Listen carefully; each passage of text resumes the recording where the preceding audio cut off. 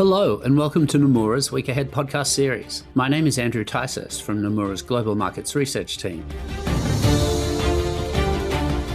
Over the past year, my colleagues Dominic Bunning in London, Yuban Paracueles in Singapore, and I have enjoyed bringing you our regular Week Ahead podcast series, chatting with our colleagues and special guests from around the globe to tackle the biggest issues in markets and share thoughts on key economic data and upcoming events to help get you set up for each coming week. Now, our regular Week Ahead series is taking a short breather over the holiday period, but it will be back with our next episode out on Friday, 9 January. And in the interim, we have some special Year Ahead podcasts for you. Today, we're going to start with Asia. Following Nomura's Asia Outlook conferences, which we've recently held in Singapore and Hong Kong, Rob Subbaraman, Nomura's global head of macro research, sat down with senior members of the Asia research team to discuss key macro views for the region for next year. So we'll play that shortly, but to give you a sneak preview, Ting Lu, Nomura's chief economist for China, will discuss the great divide we see there and the challenging backdrop for policymakers and what might come next. Sonal Varma, our chief economist for AEJ and chief economist for India, will outline a Goldilocks view there, but discuss a year of divide within Asia, with a big tech divide and domestic demand divergences. Sonal and Yuban will identify winners in the region next year and those which might do less well. And Rob Subbaraman will touch briefly on Japan, which unusually looks set to have the highest inflation across Asia, and note what that means for our thinking on the Bank of Japan. And finally, Craig Chan, our global head of FX strategy, will outline some thoughts on the US dollar, where we see some downside medium-term risks, and he'll identify a couple of potential winners. Plenty to sink our teeth into there, I think. So let's dive in now with Rob, and I'll catch you on the other side.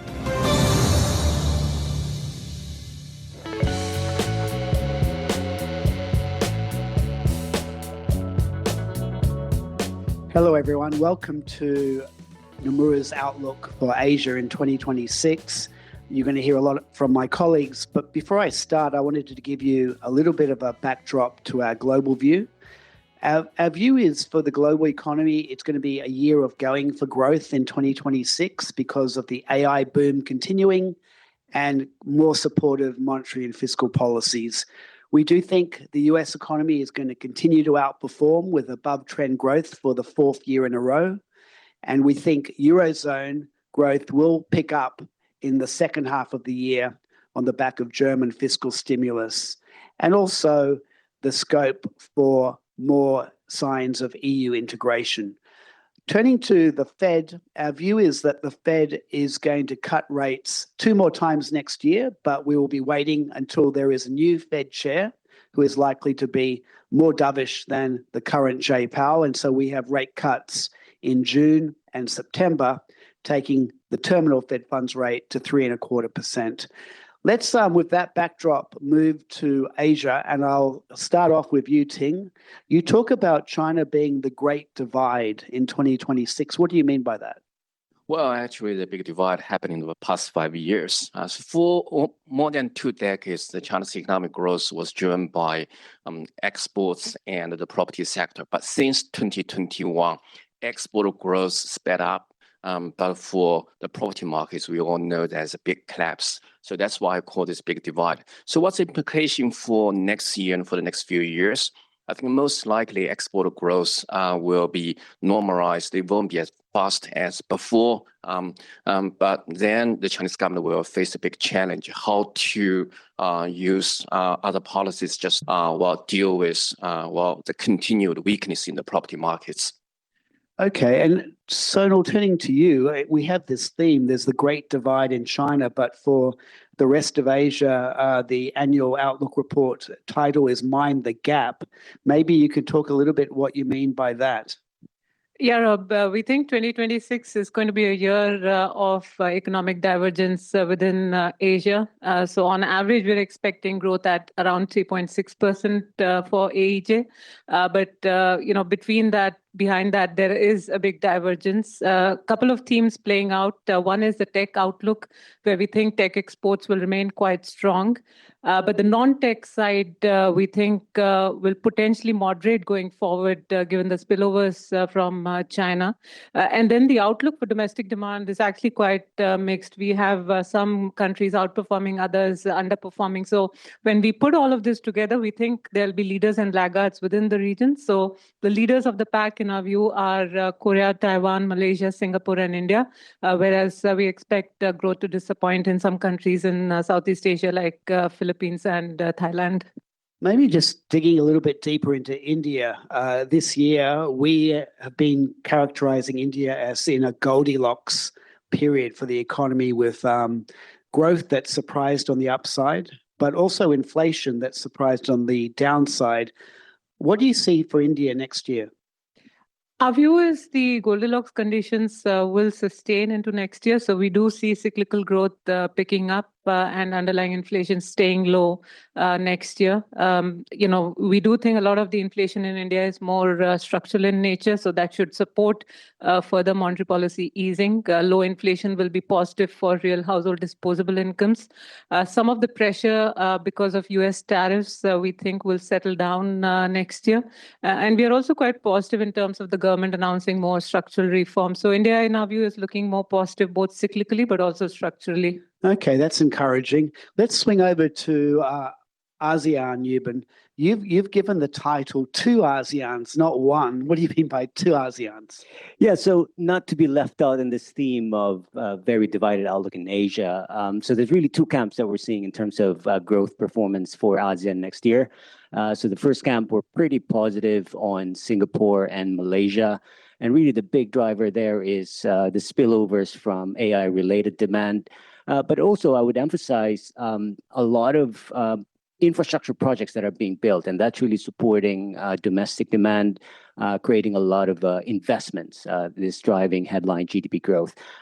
At the other end of the spectrum, Thailand, Indonesia, and the Philippines, we think does not only disappoint consensus, but I think would also disappoint their potential growth by quite a bit. And that's because of some of these idiosyncratic factors, political uncertainty in Thailand. We have elections coming in March, the corruption controversy in the Philippines, and some industries in the region facing competitiveness pressures from China. So, for example, the car sector in Thailand and the garments and labor-intensive sectors in Indonesia. So labor market conditions are actually weakening and hurting domestic demand prospects.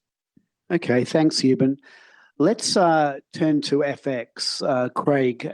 And the dollar and the broad index has been relatively stable in recent months. But as we look into 2026, you talk about asymmetric risks facing the dollar. Can you explain that? Yeah, sure, absolutely. I mean, look, our baseline view is that the dollar is stable into Q1. But I would say, in terms of, if you're thinking about where is the kind of bigger break, the bigger move in the dollar, we actually see it on the weaker side. And we're thinking about, a lot of factors around this, things like looking at the positioning in US portfolio assets from foreigners. We've even digged into, the actual flows from foreigners into US portfolio assets in recent months. It's actually been really disappointing, despite the fact that we've had this very strong rally in US equity. So, the whole question is, what if we are kind of wrong around the macro backdrop being relatively robust in the US? What if valuation concerns come through? Then we could see that slow down. And of course, we can then have the dollar weaken on the back of the US twin deficits. But just very, very quickly, we do see many other factors which are concerns to us. If we're thinking about just the next 1 to 2 months, there can be concerns around perhaps the Supreme Court rules against Trump's emergency power usage for tariffs. Perhaps, I would say a lot of investors could actually think about, if the dollar begins to weaken, they could start picking up their FX hedging activity drastically as well. There's another factor that could cause the dollar to move a lot lower. There's many other factors. Fed independence concerns will grow probably in the next few months as well. And then I'd just say lastly that, the de-escalation in trade tensions between US and China actually has seen renminbi outperform on a basket basis. And I think that's quite notable. It's just adding to the kind of positivity around non-dollar FX markets. Okay, thanks for that. And in your view, Craig, that the dollar starts to weaken in the second half of the year, what do you like in Asia against the dollar? Yeah, I mean, look, I would say that, we're probably looking to some of the big themes that our other economists are pushing, like Sono, for example, just on the tech cycle. I do think that, for example, Taiwan, the Taiwanese dollar can definitely benefit on the back of this. I think actually Korea, maybe over the medium term, can from this. But I do think that there are some idiosyncratic factors within the Asia space that we need to focus on, looking at, for example, the potential selling of dollars from Taiwanese life insurance companies if the dollar begins to soften. Perhaps looking on the Korea side, if we do have any kind of support that comes through to reduce the dollar demand from, the National Pension Service. There's already some discussions in the market about this from the BOK. So I'd say these probably two currencies that would perform really quite well over the next, I'd say, 6 to 12 months. Okay, that's in line with our Nomura view of a super cycle in AI and the memory chip market. Look, I wanted to switch gears. We talked a lot about growth in the region and how we see growing divergences. But what about inflation? Inflation, I would say, has been remarkably low in Asia this year by historical standards. What's the outlook for next year? Maybe, Ting, just a word on China for the inflation outlook? Yeah, so China had experienced deflation over the past 3 years, and I think next year will be slightly better. For CPI inflation, we expect slightly positive, around 0.5% CPI inflation for next year. But for PPI inflation, will still remain negative. Overall, we still expect very moderate deflation for the whole economy. Okay, very low in China. What about outside China, Sonal? Very similar to the outlook for China. I think, 2025, the starting point is low inflation. And so base effects are less favorable, and there will be some bounce back in year-over-year numbers. But I think the underlying theme is really another year of disinflation in the region. Both supply and demand side factors support that. But overwhelmingly, I think it's the supply side factors that are playing a bigger role now, particularly the spillovers from China. One is the impact on commodity prices, keeping them benign. That's very important for Asia. Second is the spillovers from China overcapacity. That's becoming a big theme in keeping goods inflation down. And I think Craig's view of broader Asia appreciation in second half of the year would also mean less imported inflation pressure. So inflation is not a concern. I mean, India has been one of the countries with very high inflation. Even there, we think it's going to be a second year of inflation, undershooting the RBI's target because there are certain structural changes taking place from the government reform side. So I don't think inflation is broadly a problem.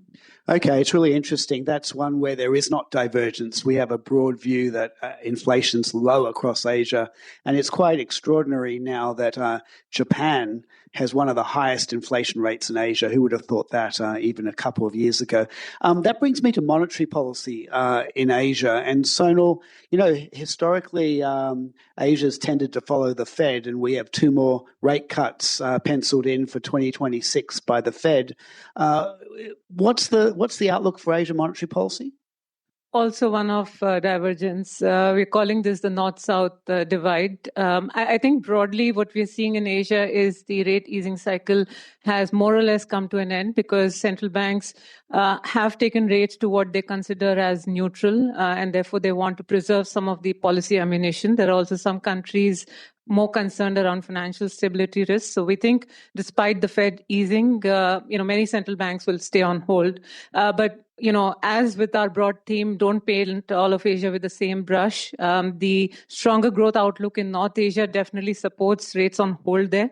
But for Southeast Asia, which do not benefit as much from the tech boom, but feel the impact from China overcapacity, we do think there are residual rate cuts left in India and Southeast Asia. And any to potentially raise rates? Do we have any central bank? Yeah, I would say there's a couple of exemptions to this benign inflation outlook in the region, in Southeast Asia in particular. So in Singapore, we think inflation is actually going to be higher than historical levels because the output gap is very positive. There's a couple of idiosyncratic factors, carbon tax and health insurance premiums going up. All of that would combine to higher inflation. And so I'm very much on board with this idea that interest rates in Singapore, even though in FX policy, monetary policy driven, would pick up. At the other end of the spectrum, Thailand is similar to China, could run another year of negative inflation print. So deflation is becoming a real risk for me. And so the Bank of Thailand, as a result, needs to keep cutting rates. And yeah, for the others, BSP and BI, we still have rate cuts coming. The cutting cycle is not over yet because growth is weak and inflation is very benign. I guess the other country that could, that we have a rate hike penciled in is Japan in January 2027, but the risk is it could be earlier. So it is quite divergent.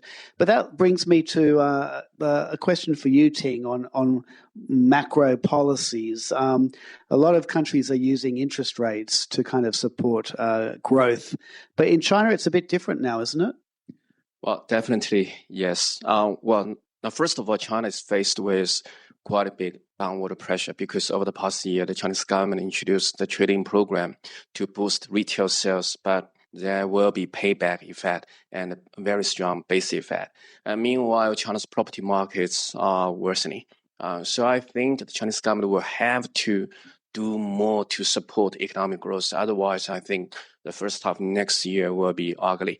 So what they will do, as you just mentioned, I think rate cuts has a very small space because now 10-year bond yields in China is the lowest in the world, even lower than Japan.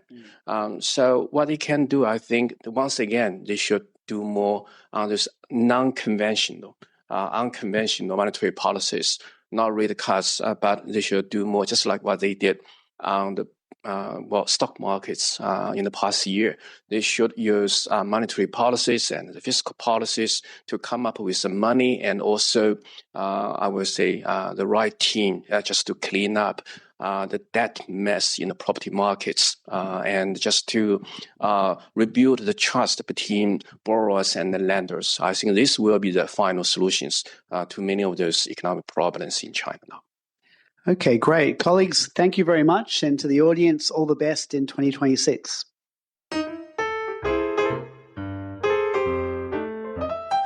Okay, so there you have it. A great divide in China, a year of divergence across Asia on the growth side, though with Goldilocks for India, a broad view for low inflation across the Asia region, with the unusual exception of Japan, and a steady US dollar as we move into Q1 next year, but with risks of a notable move to the downside as we progress further through the new year. Please do look out for our follow-up special edition Year Ahead podcasts, which will be out over the next few weeks, where we'll cover the outlook for Japan in more detail, plus Europe and the US. Now, this podcast has been written by Andrew Ticehurst and the Global Markets Research team and expertly edited and produced by John Dalton, as always. Thank you for listening in.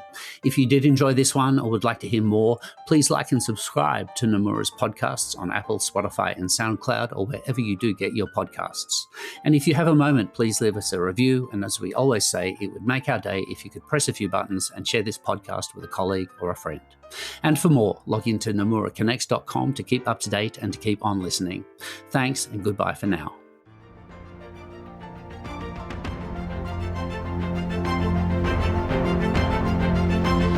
In a complex and unpredictable world, where a sunset in one market means a sunrise in another, one investment bank always looks beyond the horizon to help our clients release the potential of tomorrow, today.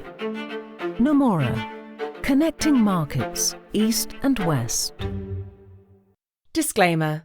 This content has been prepared by Nomura solely for information purposes. It is not intended to form the basis of any investment decision and is not an offer or solicitation of an offer to buy or sell or enter into any agreement with respect to any security, product, service, including but not limited to investment advisory services or investments.